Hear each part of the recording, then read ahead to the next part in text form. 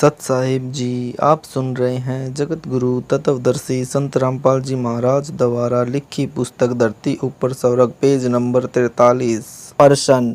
भक्ति व धर्म कर्म तो लगभग सब करते हैं, आप तथा आपके अनुयायी ही नहीं करते। आप कहना क्या चाहते हैं? आपकी बातों से लग रहा है कि आपके अतिरिक्त कोई ठीक से भक्ति नहीं करते। उत्तर। यह सही है। दास यानी रामपाल दास यही कहता है कि विश्व में कोई भी गुरु मेरे अतिरिक्त शास्त्रोक्त साधना न तो स्वयं करता और न ही अपने अनुयायियों से करवाता है, क्योंकि उनको अपने अपने शास्त्रों का ज्ञान ही नहीं है। आप निम्न बातें नोट करो और बताओ।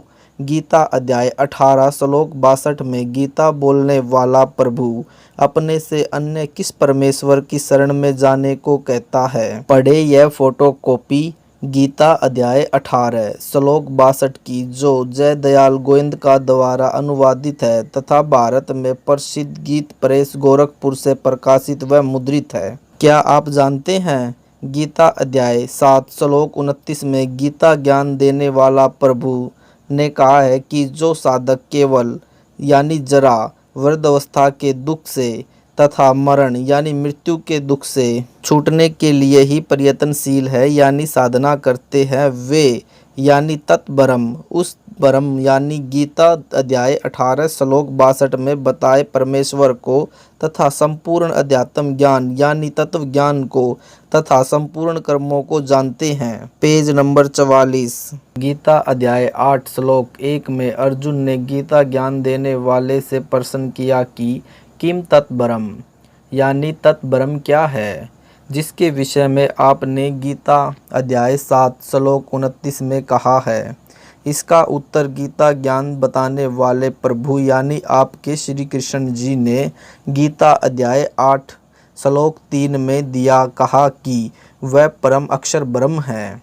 फिर इसी प्रसंग को आगे बढ़ाते हुए गीता ज्ञान देने वाले ने गीता के इसी अध्याय 8 के श्लोक 5 से 7 तथा श्लोक 8, 9, 10 में स्पष्ट कर दिया है कि श्लोक 5 से 7 जो पुरुष अंत काल में मुझको ही स्मरण करता हुआ शरीर को त्याग कर जाता है, वह मेरे साक्षात रूप को प्राप्त होता है, इसमें कुछ भी संशय नहीं है।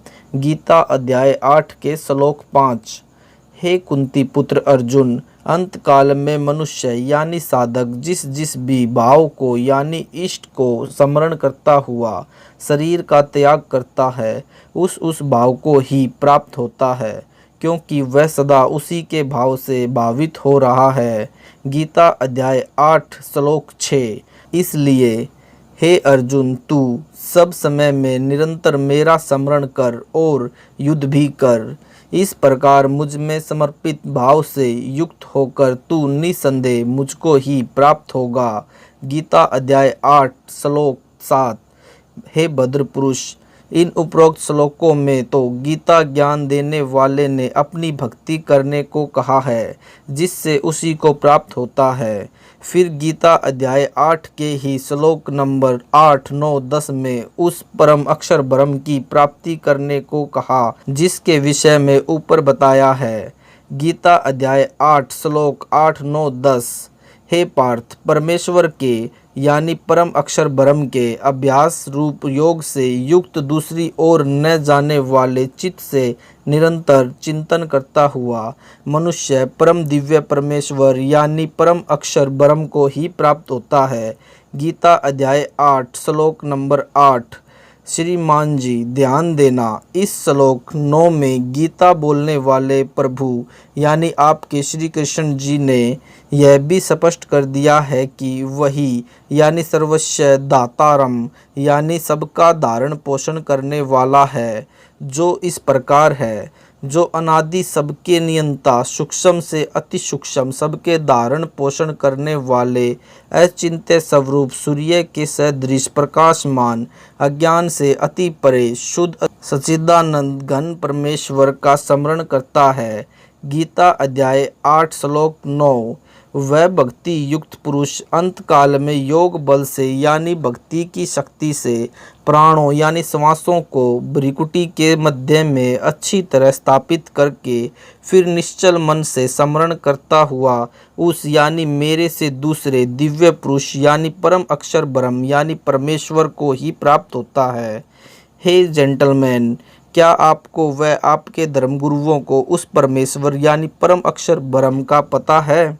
वह कौन है जिसकी शरण में जाने से परम शांति तथा सनातन परम धाम यानी सतलोक प्राप्त होता है?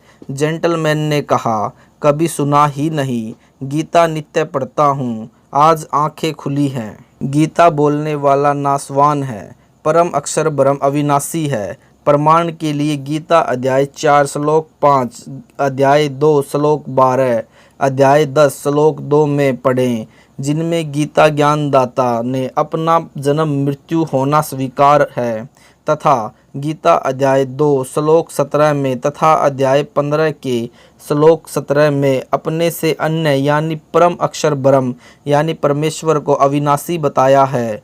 गीता अध्याय 18 श्लोक 62 में उसी की शरण में जाने को गीता बोलने वाले यानी आपके श्री कृष्ण जी ने कहा है। परम अक्षर ब्रह्म कौन है, कैसा है, उसकी शरण कैसे प्राप्त होती है, जानने के लिए पृष्ठ नंबर 48 पर लिखे फ़ोन नंबरों पर SMS करके पुस्तकें मंगाकर पढ़ें। Page number 48। जेंटलमैन, मैं इसलिए कहता हूँ कि मेरे अतिरिक्त कोई भी सही साधना नहीं करवाता। हम अविनाशी परमेश्वर की भक्ति करते हैं जो पाप काटकर सुखी करता है। प्रश्न, मृत्यु भोज के विषय में आपके क्या विचार हैं? उत्तर, यह व्यर्थ है, हम नहीं करते। अब तो बुद्धिमान मानव समाज भी इस पर प्रतिबंध लगाने लगा है। कबीर परमेश्वर जी की वाणी में बताया है कि कबीर जीवित बाप गे लट्ठम लट्ठा मुँवे गंग पहुँचावे, अर्थात अपने पिता व माता जी के साथ जिंदे जी को उलट सुलट बोलते हैं, यानी सब नहीं अधिकतर।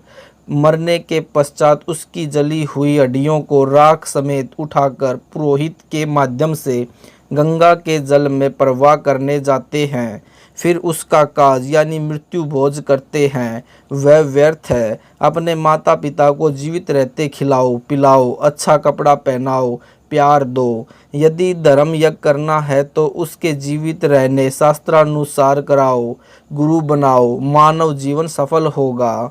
कबीर, गुरु बिन माला फेरते, गुरु बिन देते दान, गुरु बिन दोनों निष्फल है, पूछो वेद पुराण। कबीर, राम कृष्ण से कौन बड़ा, उन्होंने भी गुरु कीन, तीन लोक के वे धनी, गुरु आगे आधीन। अर्थात गुरु बनाए बिना दान करना, नाम जाप करना व्यर्थ है। आप हिंदू जन श्री कृष्ण जी व श्री रामचंद्र जी से बड़ा किसी को नहीं मानते। उन्होंने भी गुरु बनाए। श्री राम जी ने वशिष्ठ ऋषि को गुरु बनाया तथा श्री कृष्ण जी ने ऋषि दुर्वासा जी को गुरु बनाया। ऋषि संदीपनी जी श्री कृष्ण जी के अक्षर गुरु यानी शिक्षक थे। ऋषि दुर्वासा अध्यात्म के गुरु थे। क्या आप राम व कृष्ण जी से बड़े हो जो गुरु नहीं बनाते हो? गुरु पूर्ण हो, फिर दान धर्म करना लाभदायक है। अधिक जानकारी के लिए निम्न संपर्क सूत्रों पर संपर्क करें। इस पुस्तिका को या अन्य पुस्तक ज्ञान गंगा, गीता तेरा ज्ञान अमृत व जीने की राह आदि को निःशुल्क मंगवाएं। SMS में अपना पूरा पता, फ़ोन नंबर लिखें। पुस्तक आपके घर पहुंच जाएगी। संपर्क सूत्र 7496801825 7496801823। धन्यवाद। यह पुस्तक संपूर्ण हुई। सत साहेब जी। वीडियो को लाइक करें, शेयर करें और हमारे चैनल को सब्सक्राइब करें। सत साहेब जी।